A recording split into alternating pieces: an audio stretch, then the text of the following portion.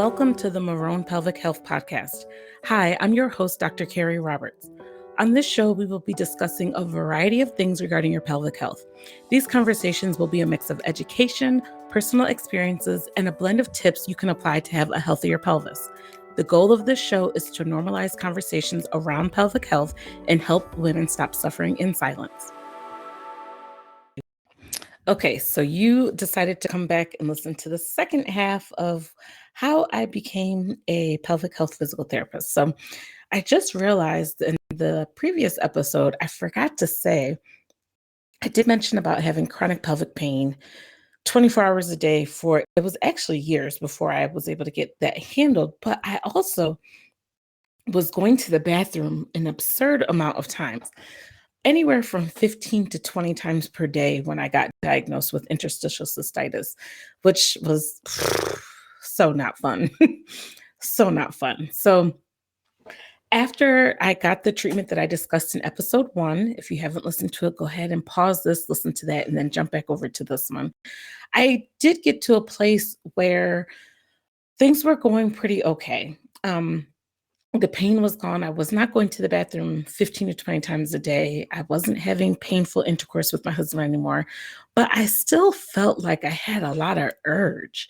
It just felt like the urge wouldn't go away. And that always was in the back of my mind. Side note, I do have thyroid disease as well. And I have done a lot of research on the treatment of my thyroid disease. I have become very interested in a more natural approach. During the pandemic, I read some books on how to manage period pain and how to manage thyroid issues. And I discovered pelvic health physical therapy in that journey for my thyroid.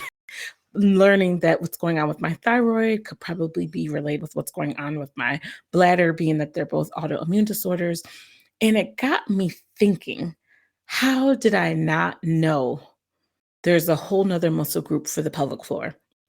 So of course I did what any good physical therapist would do. I dug out my netters, I dug out my anatomy book, and I start rummaging through. I was a teaching assistant for anatomy, so I was a high achieving student in the class of over 300.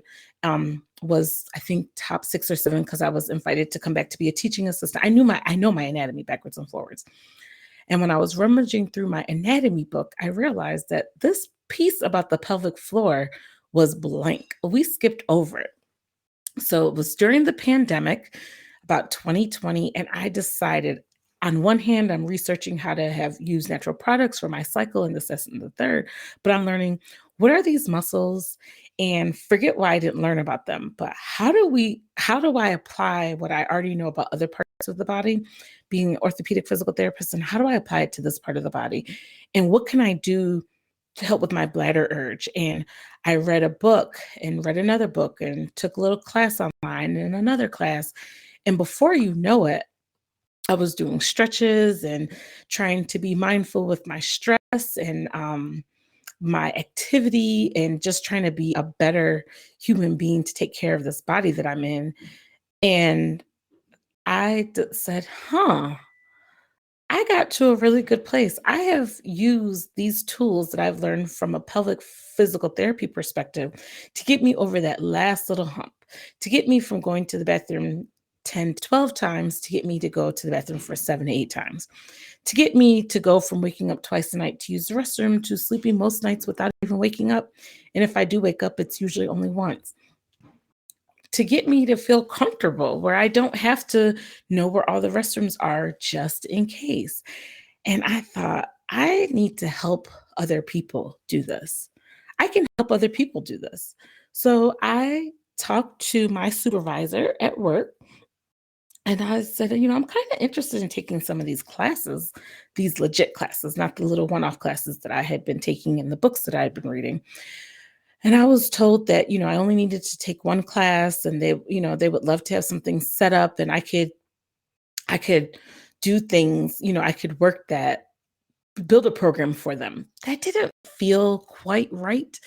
Whenever you're talking about building a program for someone, I'm like, that's a lot of intellectual property, a lot of blood, sweat, and tears. And I would hate to put in all that work and then someone else gets to reap the benefit. I would hate for it to be something and it wasn't mine. So I just kind of filed it away.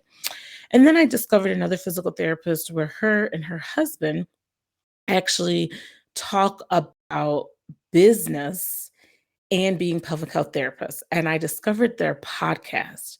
And once I discovered their podcast, I learned so many things. I learned that the way we're taught to do physical therapy is for really to keep insurance companies happy.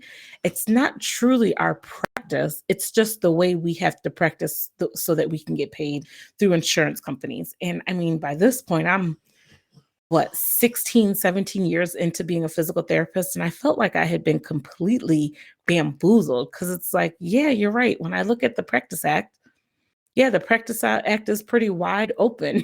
there's a wide scope of things that we have been taught to do. But when you look at what we're actually doing, we're just jumping through hoops to get the insurance company. We're playing the insurance company's game so that they can pay. And that I just didn't feel that great about that because I think the insurance companies can really be a racket. And then as I really started to learn, it's so intimate and you're having really personal conversations. No grown woman wants to tell anybody that they peed, in a public place or left a puddle or, having sexual intimacy issues with their partner in a gym on a table next to someone that had a knee replacement, next to someone that has a whiplash injury. Those conversations are very intimate. And I realized that in order for me to practice the way I wanted to practice, insurances were not going to be a part of it because I really wanted to dig deep and I wanted to have the time and the energy in the space to talk about things that helped me, like diet and nutrition and sleep health and wellness and well-being and how you're managing stress and all of these things that we've been taught to do, but things that we can't bill for and get insurance to be paid. So I embarked on the journey of starting my own practice about a year ago in 2022. And I opened my doors in November of 2022. And here I am working in my clinic. It's not exactly where I want it to be yet. I'm sure I'll be sharing lots of details with you all, my listeners, along the way. But that's really how I went from being a potential patient to being a pelvic health therapist. I was a potential patient because had I known about the specialty of pelvic health physical therapy, I would have begged, borrowed, and stole to be able to be treated by one of them. Um, Back in 2015 and 14, when I was just getting diagnosed with interstitial cystitis and really coming to grips with the fact that I was going to the bathroom all of the time and dealing with pelvic pain and how all of that stuff is related. I would have done anything to do that, but I didn't. And so I say I was a potential patient because I treated myself on my own with the tools I had available. And if I had known that there was other tools available, I would have taken it. And now I'm a pelvic health physical therapy because I've taken all of these experiences, all of this time, and the knowledge that I have sought out to learn, and the conversations I've had with other pelvic health therapists, and the lessons that I've learned in the classes I've taken, and the things that I've done to better myself so that I can have impact on someone's life.